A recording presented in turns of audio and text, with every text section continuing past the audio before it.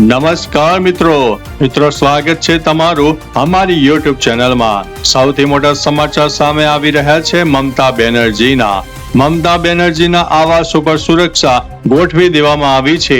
પશ્ચિમ બંગાળમાં ચૂંટણી પરિણામો બાદ મમતા બેનર્જીના નિવાસસ્થાન બહાર વિરોધ પ્રદર્શન થતા સુરક્ષા સઘન કરી દેવામાં આવી છે। મિત્રો આગળ વધીશું અને વાત કરીશું કંડલા હાઇડ્રોજન સ્ટેશનની।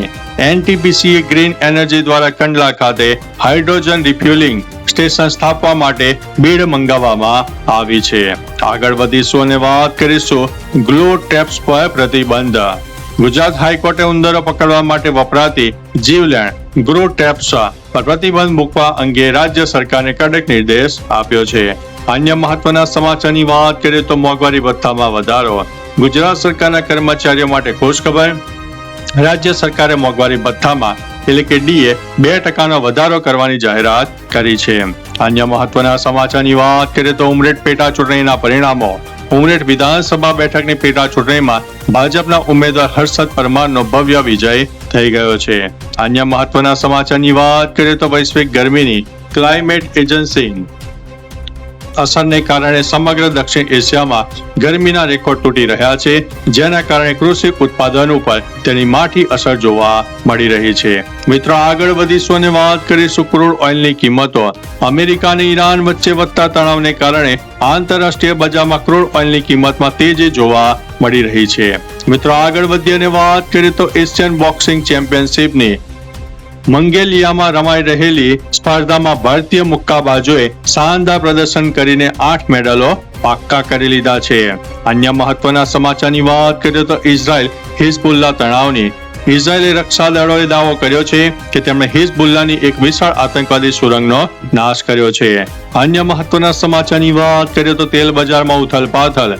અમેરિકા, રશિયા અને ઈરાન પરના પ્રતિબંધોમાં આપેલી છૂટ પાછી ખેંચવાની વિચારણા કરતા વૈશ્વિક તેલના ભાવમાં વધારો થવાની આશંકા વ્યક્ત કરવામાં આવી છે। અન્ય મહત્વના સમાચારની વાત કરીએ તો તમિલનાડુમાં નવા સમીકરણો।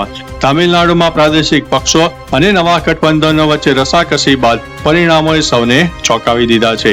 અન્ય મહત્વના સમાચારની વાત કરીએ તો આસામમાં ભાજપની જીત। આસામમાં ભાજપ ગઠબંધન બહુમતી સાથે પરત ફર્યું છે, જ્યારે કોંગ્રેસના દિગ્ગજ નેતા ગૌરવ ગોગોઈની હાર થઈ છે। અન્ય મહત્વના સમાચારની વાત કરીએ તો બંગાળમાં સત્તા પરિવર્તન। પશ્ચિમ બંગાળમાં ટ્રેન્ડ મુજબ 15 વર્ષના TMC શાસનનો અંત અને ભાજપ પ્રથમ વખત સરકાર બનવાની તૈયારીમાં જોવા મળ્યું છે। અન્ય મહત્વના સમાચારની વાત કરીએ તો ચૂંટણી પરિણામોની ઉજવણી। પશ્ચિમ બંગાળ અને આસામ વિધાનસભા ચૂંટણીમાં ભાજપના શાનદાર પ્રદર્શન બાદ ગુજરાત સહિત દેશભરમાં વિજય ઉત્સવ મનાવવામાં આવી રહ્યો છે। અન્ય મહત્વના સમાચારની વાત કરીએ તો વલસાડમાં વિરોધ। ધરમપુર ખાતે ખેડૂતો અને આદિવાસી સમાજ દ્વારા જમીન વળતર મુદ્દે પાણી પુરવઠા કચેરીનો ઘેરાવ કરવાની જાહેરાત કરવામાં આવી છે। અન્ય મહત્વના સમાચારની વાત કરીએ તો જામનગરમાં પાણી કાપ।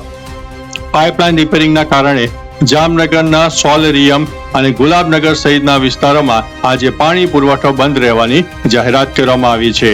અન્ય મહત્વના સમાચારની વાત કરીએ તો રાજસ્વ વિભાગની ચિંતન શિબિર। ગાંધીનગરમાં મુખ્યમંત્રી ભૂપેન્દ્રભાઈ પટેલ દ્વારા 3 દિવસીય ચિંતન શિબિરનું ઉદ્ઘાટન કરવામાં આવશે, જેમાં વિઝન 2030 ઉપર ચર્ચા વ્યક્ત કરવામાં આવનારી છે।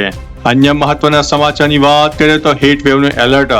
અમદાવાદમાં તાપમાન 45 ડિગ્રી સુધી પહોંચવાની શક્યતા સાથે હવામાન વિભાગ દ્વારા આગામી 5 દિવસ માટે યલો એલર્ટ જારી કરવામાં આવ્યું છે। તો ચાલો મિત્રો, ફરીથી દેશ અને દુનિયાના સુપરફાસ્ટ સમાચાર લઈને મળતા રહીશું। ત્યાં સુધી અમને રજા આપશો। નમસ્તે।